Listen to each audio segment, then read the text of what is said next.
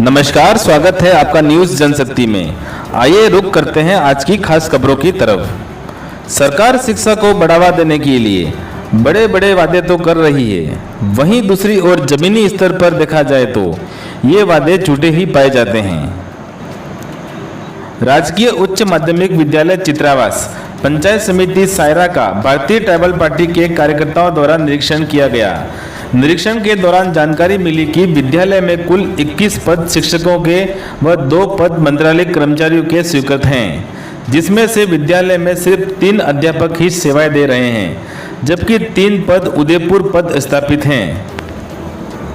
360 नामांकन वाले विद्यालय में सिर्फ 3 अध्यापकों के साथ आखिर विद्यार्थी कैसे अपनी पढ़ाई पूरी करें। विद्यालय स्टाफ ने जानकारी दी कि अधिकांश विद्यार्थी अपनी टीसी निकलवाकर दूसरे विद्यालयों में चले गए हैं।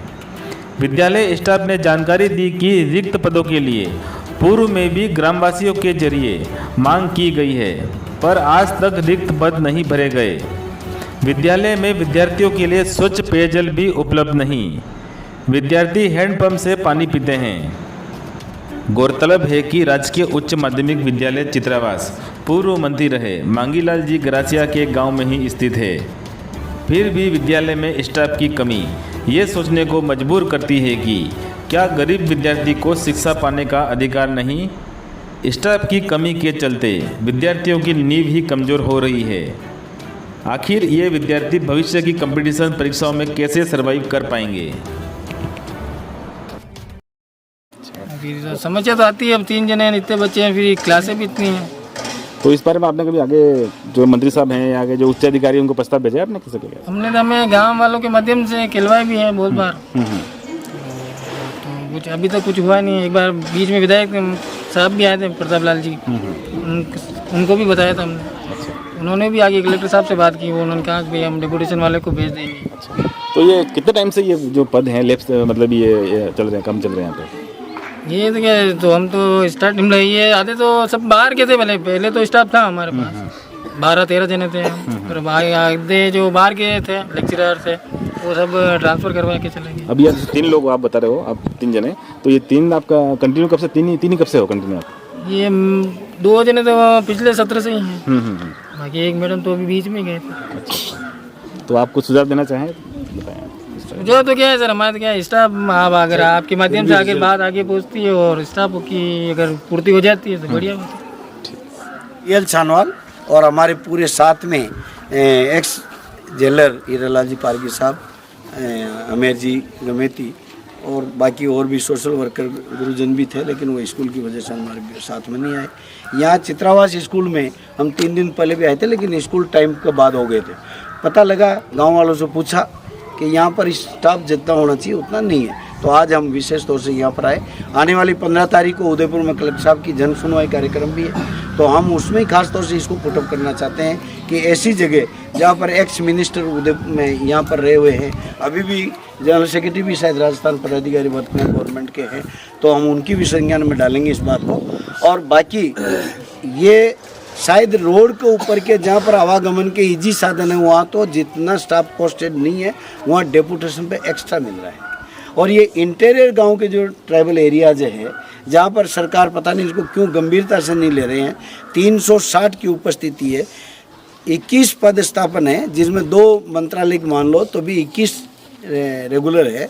उनमें 2-3 आदमी तो रेगुलर ही डेपुटेशन पे उदयपुर नहीं छोड़ा, पोस्ट तनख्वाह कर यहाँ से उठा रही है आदिवासी एरिया से। हाँ, लेकिन उनका वहाँ पर जाकर वहाँ से ये उठा रहे हैं, ये 3 आदमी यहाँ पर उठा रहे हैं। आज इत्तेफाक से जरूर है कि एक शायद छुट्टी पे, मैडम छुट्टी पे दिखती है या अभी नहीं है। और जो गुरुजी जो यहाँ देखने को मिले वो भी ओलंपिक की जो राजस्थान सरकार चाहती है कि भाई बच्चों के अंदर भी, गाँव के बच्चों के अंदर भी खेल कूद की जानकारी भावनाएँ पैदा हो, तो आने वाले टाइम की नौकरियाँ, चाहे सिक्योरिटी की हो, चाहे पुलिस की हो, चाहे मिलिट्री की हो, उनके प्रति उनका अट्रैक्शन बने और स्वास्थ्य लाभ भी उससे मिलता है। ऐसा नहीं खेल कूदने के लिए, वो सारी चीज़ें, तो ये एक माहौल बन रहा है। हम भी उसमें बहुत ही रचनात्मक मानते हैं कि गांव के बच्चे को स्वाभाविक की खेलने कूदने की, खेतीबाड़ी करने की, फिजिकली भाग दौड़ने की, तो ऐसे गेम्स है जिसमें बच्चों का मनोबल बढ़ाया जाए, तो वो ओलंपिक की भी बातें जो नाम रखा है वहाँ तक भी पहुँच के, और अभी भी लेकर आई है।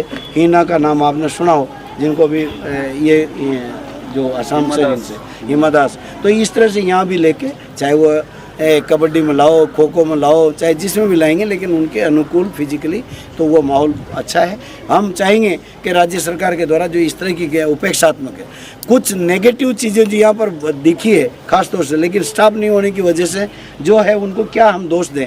लेकिन एक तो टॉयलेट अलग से कोई नहीं है, बना हुआ भी नहीं है, प्रस्ताव है कि नहीं है। टॉयलेट दोनों है। जो पीने के पानी का हमने हालत देखी है आपकी, वो हैंडपंप से बच्चे पानी पी रहे हैं, वो हैंडपंप का पानी सही है कि नहीं है, जबकि बच्चों को पानी स्वास्थ्य लाभ के लिए स्वच्छता वगैरह के ऊपर कूलर वगैरह लग के सारी की सारी चीजें अलग से वो देने की व्यवस्था ही की जाए। आपकी तरफ से मांग रहा हूँ। और आदिवासी बच्चों के लिए क्यों नहीं? और बच्चों का टॉयलेट तो मैं आज जब से बोल रहा हूँ भाई, मेरे को पेशाब करने जाना, तो वो अभी तक मेरे को दिखा नहीं। रोड पर भागते या कहाँ भागते, उनको दुरुस्त करें कम से कम, क्योंकि अभी स्वच्छ भारत की स्वच्छता का श्लोक ये है। तीसरा ये कि लाइब्रेरी जैसी चीज़ को व्यवस्थित, क्योंकि बच्चों को बिठाए कि लाइब्रेरी में जाए कि किताब इशू करे, कि बहुत बड़ी समस्या है। इसलिए इनको स्टाफ जो प्रेजेंट में है उनको दोष देने के बजाय वो नहीं है। कंप्यूटर से जो हमारे सेक्शन भी है, कंप्यूटर की शिक्षा भी बच्चों को दी जाती है, वो कंप्यूटर रूम अलग से बनाएगा, बिठाए तो फिर बिठाकर उनको ज्ञान देने वाला कहाँ से,